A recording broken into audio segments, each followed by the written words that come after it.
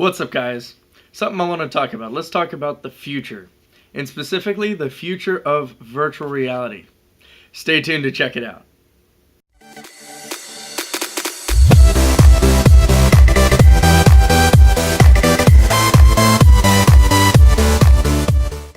So let's talk about the future. Specifically the future of VR or virtual reality. I had two friends of mine, Stephen Downs and his dad Jeff Downs, take me to a friend of theirs that they knew, John, who was in Winston-Salem. On the ride over there, I brought my buddy Patrick Way, who you saw in the Resident Evil 7 demo, and Jeff Downs told me all about what John has done. John has made so many different companies and talked to huge companies and been in contact with huge companies like Google, Microsoft, and all these huge companies that when he goes over to CES and all these different tech showcases that he showcases in business. Now he's really into virtual reality.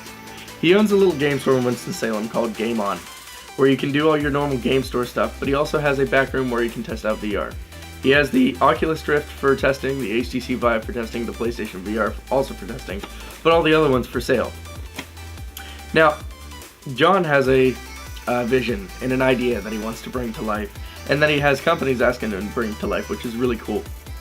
John wants to bring virtual reality to a more enterprise grade and to a different level. For instance, he was asked by a textbook company to make it so that students can learn using these VR headsets. So let's make a instance here. You're in a science class. You want to learn about Mars. And okay, let's go into this giant room.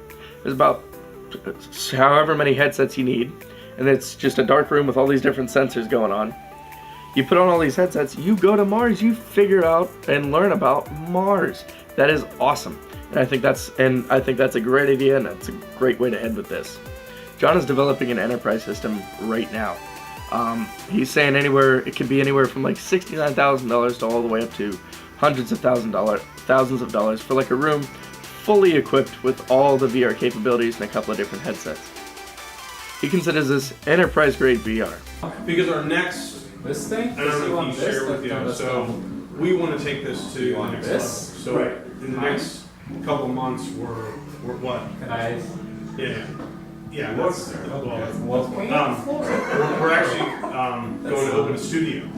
Okay. And so the hardware that we're using is, if this is consumer grade, right, we're going to offer enterprise grade. And enterprise grade but where is like this whole setup cost me $3,000. This is going to cost $60,000. But it's going to bring a whole new paradigm. Instead of him being in it, you could be in it, and he could be at the same time. Right. And it's all wireless. There's no wires. What? That's interesting. And from that point on, I see. We can work beyond gaming. We can work with architects. Right. We can work with students. Right. Bring them in, and they can tour a museum, the Louvre. They could go to the pyramids of anything that they wanted to. Now there's some hiccups and stuff along the way right now, just because the way other tech is. This isn't able to be a full thing yet. Here's one thing that's holding up companies like him, and also the HTC Vive and Oculus Rift. Everyone's wanting to go to that wireless capability with VR headsets. And so now there's a new Wi-Fi coming out. You know how you have A, B, G, and N on your Wi-Fi scale, and each of them and multiple of them have higher bandwidth and higher transfer speeds? Well, the newest one, GH, is going to have gigabit transfer speeds. So you're going to be able to have a PC or a system that runs VR very high and very well. And it's going to be able to transfer to your headset that you have on, whether it's whatever it is. And it's going to be able to output that same amount of clarity and connection that it would if it was tethered to your gaming PC or whatever it is that you're running it off of. That is super interesting, and that is where John is going right now, because it would be easy, say, let's take that same Mars instance, a bunch of students to walk in, we all strap on headsets, we all see each other in the instance, in their virtual reality, and we interact with it, but we're not all tethered to different wires. Now some companies right now have made a bridge against that. Some of them have developed treadmills that you can use, that you strap in, you sit down, and it holds your weight and all that, and you're still tethered, but you're staying in one place, but you can move around in the virtual reality and feel like you're actually moving around in the real world.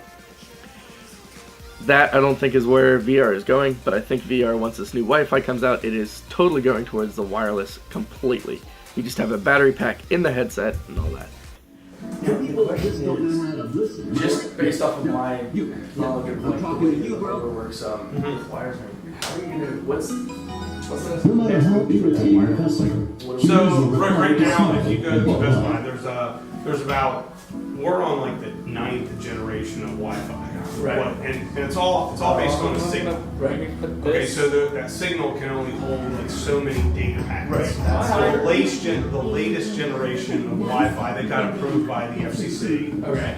can hold almost a gigabit of a data packet. Really? Wow. Yes. Okay, Yeah. I did not know that. Yeah. And the reason they had to get that far is because soon they're gonna be streaming 4K on a regular basis. Bananas. Or your home router will not be sending Wi-Fi, a 4K Netflix signal to your desktop, but your son's going to be upstairs and gaming at 60 megabits a second. Then your daughter is going to be Skyping someone. So it has to be faster. It's got to be, yeah. So that makes sense. I just didn't know if it was going to be like a Wi-Fi signal or if it's going to be something totally different.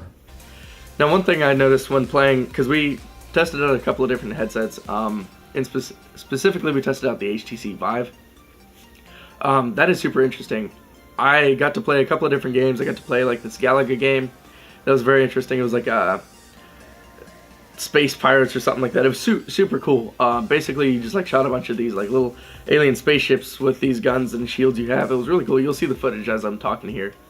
And then I got to play a zombie game and Job Simulator. Some of you seen other people play like Jacksepticeye and Markiplier and all these people. Anyway, thought it was interesting. It's not a complete system yet. He was using the glass box sensors, which is new.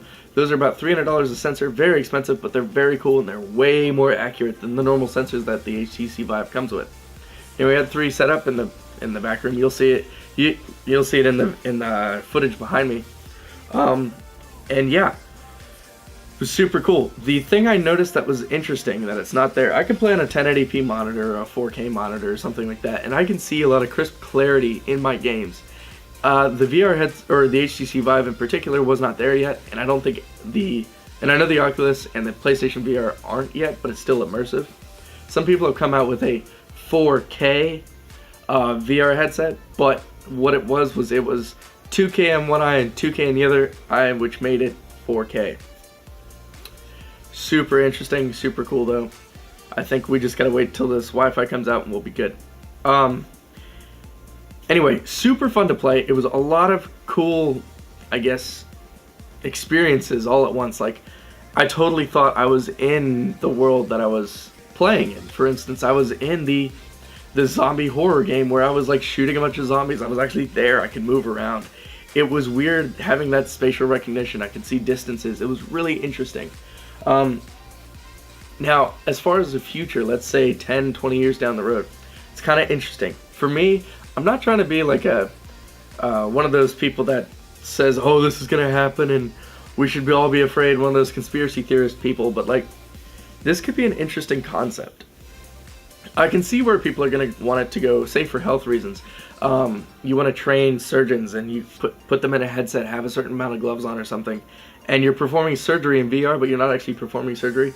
You're just learning how to do it. That's super cool. And training for corporate jobs and stuff like that using VR, that's super cool. But I feel like we're going to have to come a time, kind of like Avatar or The Matrix, where you're in a virtual reality and you may not know it. You're going to be, I feel where people are going to want to be in this place all the time because it is different from what the real world is, and they don't want to deal with the real world. It's cool that the tech we're coming out with is awesome. This tech is amazing, really cool, could have some awesome benefits and could really progress humanity. But at the same time, it's kind of scary. We got to take it with a grain of salt and really look at what the downsides are and what people are going to go towards. Anyway, thanks for checking this out, guys. I really thought it was really cool to go hang out with John and Jeff and Steven and really learn about a lot. John is like an encyclopedia of tech. He knows so much. He's in all of these places. Have a couple of places I want you guys to go check out. There's two websites. There's a website called TechCrunch, and there's a website called Upload Gear VR. If you want to learn more about a lot, or learn more and keep updated on VR, definitely go check out Upload VR. I read that website on the daily. There's cool articles that come out every day from different companies. And then TechCrunch. That also has VR stuff, but it's all over tech too. It's got a bunch of tech stuff coming out, different articles from companies, different innovations that are happening, companies who are buying other companies out, making progress. Super cool stuff. Go check them out. That's what I'm learning right now. That's where I'm like researching. That's what John uses to learn about all this stuff, even though he is a encyclopedia and he never went to college. Super cool. Anyway, again, thanks for checking it out. I hope you enjoyed the video. I hope you enjoy the footage. And I will see you in the next video, and get excited for the EMA vlog. Okay. How do you do that? And so the little D-pad on your right hand right now, if you press it, that little circular scroll thing here. I got you. Alright. So yeah, start the Ready to Rock and you'll be good. Let's do this. It's all camera running? Yep, all can, everything going. You're good to go. Go for it. Hardcore. If plastic is hard. Plastic. Yeah. Sorry if that's rude. That's probably one of the worst gamers you've ever seen. Whoa, here it comes. Boom. That's easy. Check your router. Whoa. So you gotta pick that. It's really hard to aim. And it has to fall off. Whoa! Okay. Well, I just got hit. That's why I love the shield. You can put the shield where it's coming at you. Oh. See? So you got hit again. What happens if you shoot into the shield? Oh, he just shot it. You shoot yourself? Yeah, you will. Yeah. You just shot yourself. Oh, did I? You shot into the shield. Wait. Yeah, you're dead. Okay, so fire and continue and go through it again. Alright, we'll try again. Redeem yourself. Try again. Okay, so look at the leaderboard. Alright. No, over to the left. You see the JPM? Yep. That's me. Oh, that's nice. Nice. And even the one that's not JPM, I didn't put my initials in. I just put out to it. Well, my system lagged a little. That's why I was. Yeah. Alright, cool. Go for it again. Classic. So if you reach behind you with the shield, you can pull out another gun. Really? Yeah. Yes. What is this? It's like a shotgun. Okay, that was. Whoa, this is laser gun. I think I just got something. Yeah, you just gotta cover up. He's already quick. Just don't kill yourself that way. I'll try.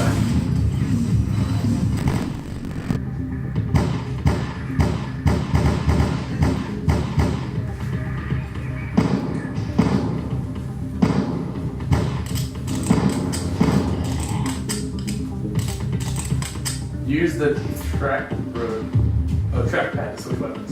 Something doesn't seem okay. Okay, so they're going to come from to the left and in front of you, Oh, up nice. the stairs.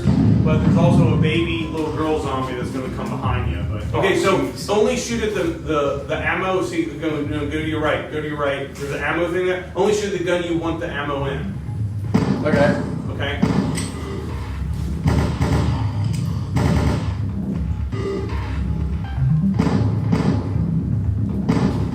I am afraid of that little kid coming behind me.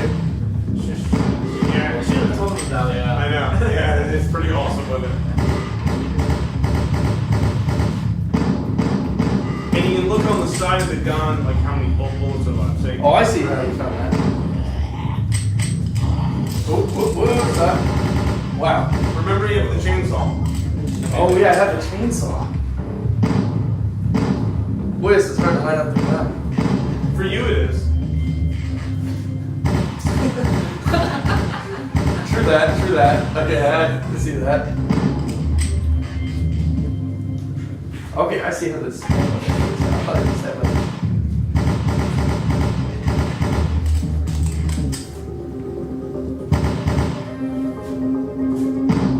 Oh, wow. What is that red thing up there? Shoot it. That's your super weapon thing. Yeah. Oh, I'll wait a second. No. You need to get 5 of them. So Oh, this dark girl. Yeah. There you got. Okay, so you get 20%. You need 4 more.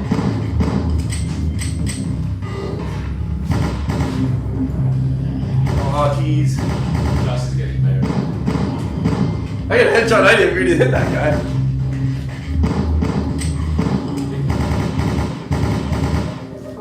Whoops, I forgot to reload this thing. Does it automatically reload once you run? Yeah, like but it takes longer. That way, if you reload yourself.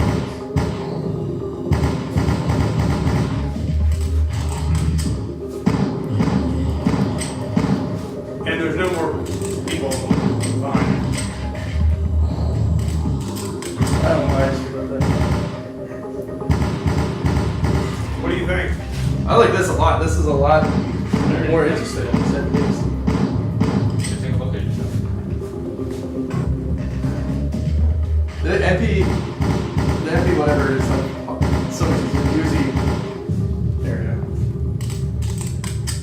I'm already full. Oh, there's crawlers.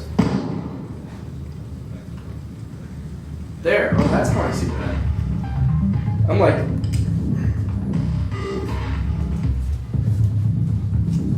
Something big, no, it's still alive. Wow. What? How do I see that?